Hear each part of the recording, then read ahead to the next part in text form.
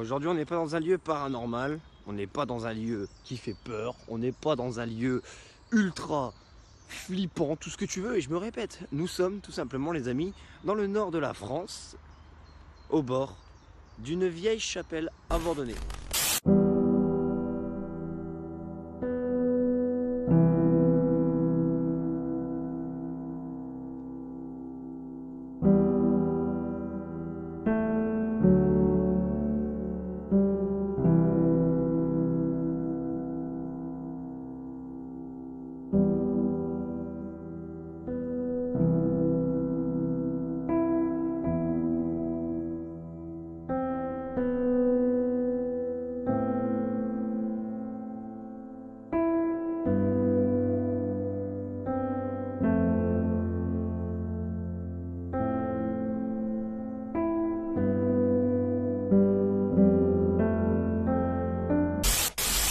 Bon, c'est perdu en plein milieu d'un parc où on peut visiter, donc on peut vraiment visiter librement, il n'y a aucun souci. Et le truc dommage, c'est qu'on peut pas rentrer dedans. Donc là vous allez dire pourquoi il fait une vidéo? Bah parce que j'ai envie de faire une petite vidéo avec plusieurs endroits condensés, même si on peut pas rentrer dedans, mais au moins faire des beaux petits plans et montrer 2-3 trucs. En effet, cette chapelle bien différente de toutes les autres se situe au beau milieu d'un parc touristique dans le nord de la France. Avec le temps, la nature a repris ses droits vis-à-vis de ce lieu. La végétation n'a fait qu'embellir cet endroit où on ne s'attend pas forcément à trouver ce type de bâtiment. Arrivé devant ce bâtiment, j'ai pu constater que cette dernière ne devait pas être si vieille que ça. Pour la simple et bonne raison que la plupart des vieux monuments, religieux ou non, sont le plus souvent construits avec des pierres et non de la brique, comme les églises par exemple. De même pour le bois qui en ressort et qui ne me donne pas l'impression d'être si vieux que ça. Ou peut-être s'agit-il vraiment d'une vieille chapelle, mais reconstruite sur ses propres ruines.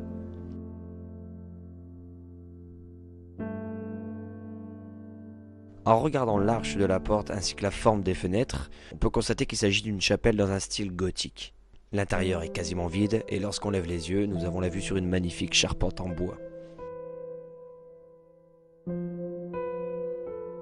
Le truc qui est un peu sûr, c'est que c'est plus du tout la même toiture pour la simple et bonne raison que maintenant c'est une genre de bâche bleue, verte, je suis daltonien.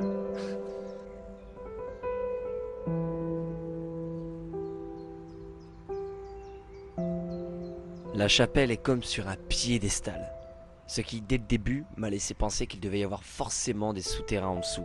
Mis à part le bâtiment en lui-même, le reste n'est malheureusement que de la ruine, mais tout de même agréable à visiter ainsi qu'à présenter.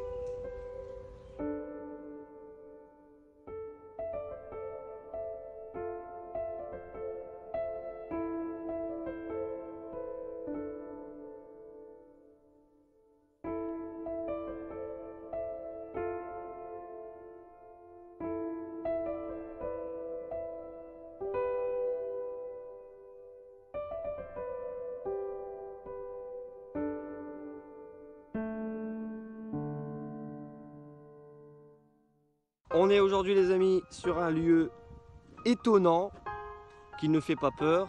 On est dans des champs. Non, on est tout simplement à un monument, un lieu, vous appelez ça comme vous voulez, qui s'appelle les Bonnettes. Donc il se trouve dans le nord de la France. Faut savoir que, attendez, parce que si vous voyez que je galère, c'est pas que je suis handicapé, c'est qu'il y a une pente. Faut savoir que ce lieu est rempli de mystères, notamment des gens qui pensent qu'il y a des diamants de cachés ici, des esprits, des choses comme ça, mais c'est pas le plus marrant. Le plus marrant, c'est les légendes qui sont vraiment racontées autour.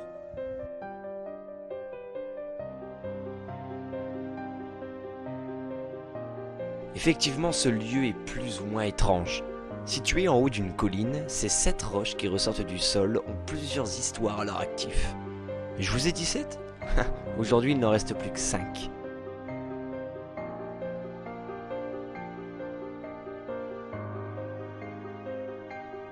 D'après plusieurs sites, ces 5 pierres se font face, figées depuis des siècles. Beaucoup de personnes le surnomment même le Stone Age en miniature. Les légendes racontent qu'on peut y trouver du diamant en creusant. Mais la plus connue d'entre elles est celle des 6 jeunes filles et du violoniste, qui, certes mis en garde par monsieur le curé, alla chanter et danser en haut de cette colline un soir d'été. Les 6 jeunes demoiselles formèrent une ronde autour du musicien qui, après avoir joué la première note, fut transformé de la tête aux pieds, ainsi que les 6 jeunes demoiselles. Et on raconte que depuis, elle hante ces lieux. Encore aujourd'hui, les bonnettes sont debout. Enfin, pas toutes. Celle du milieu, qui représentait le violoniste, a disparu depuis longtemps. Et une des 6 est tombée en contrebas.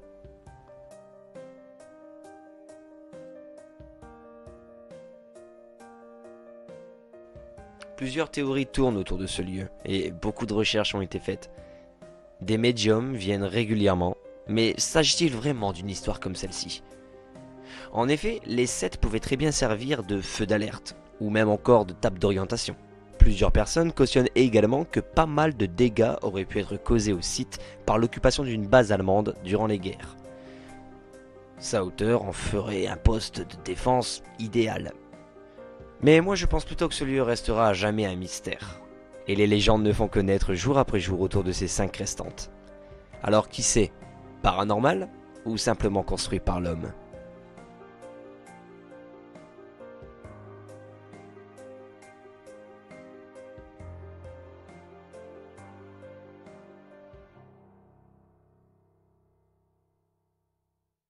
Donc voilà entre guillemets à quoi ressemble une bonnette. Donc en fait c'est ni plus ni moins pour moi qu'un qu'un gros caillou quoi. Je veux dire c'est un caillou, c'est tout. Et donc les gens ont tendance à, on va dire, à raconter des choses sur ce lieu en disant qu'il est probablement hanté, qu'il y a des esprits par rapport aux légendes etc. qu'on a pu entendre et qui peuvent se raconter dans le coin.